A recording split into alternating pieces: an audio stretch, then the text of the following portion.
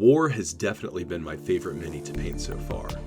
The assembly process went very smoothly, especially since there were also fewer pieces to put together this time, and War's thick, chunky pieces meant I never felt worried that I might accidentally break something, which was a relief after handling the tiny little bow and arrow on the Conquest Mini.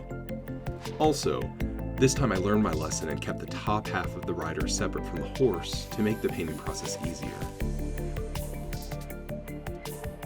After 2 coats of gray primer, I mixed black and red together to get a good color for War's base coat.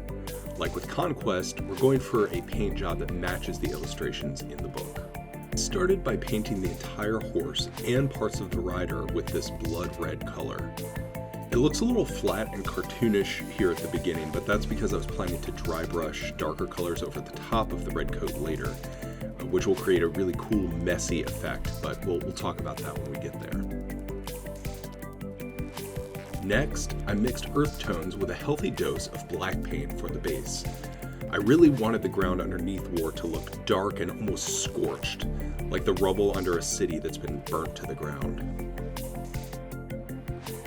Back to the horse, I took some metallic black paint and wiped the brush on a paper towel until it was almost dry. Then, I brushed the surface of the horse with quick, light strokes. This is the dry brushing technique I mentioned earlier, and it adds that metallic black color to the raised parts on the surface of the Mini, but lets you still see the red in all the nooks and crannies deeper in the surface. Like I said, War has been my favorite Mini to paint so far because it has this messy and chaotic appearance. There's really no wrong way to go about painting it, and in some ways using messy, splattered colors and then just dry brushing over top just helps reinforce what this character is all about. Heading into the detail phase, I started with the base, which is very cool and thematic for this horseman. I colored the fallen weapons and armor with metallic silver, and then added a couple quick splatters of dark red to give the appearance of dried blood on the ground. At this point, I glued together all 3 pieces I had been working with, and finished with a top-to-bottom coat of an earth tone wash. The wash doesn't affect the colors of the Mini so much as it settles into the little crevices to add these shadows and accentuate textures that you wouldn't see otherwise. It's basically how I cheat to add texture since I'm not actually a talented painter.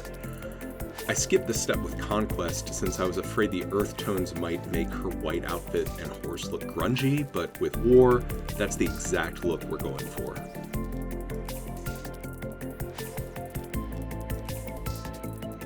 All things considered, I really like the War Mini a lot.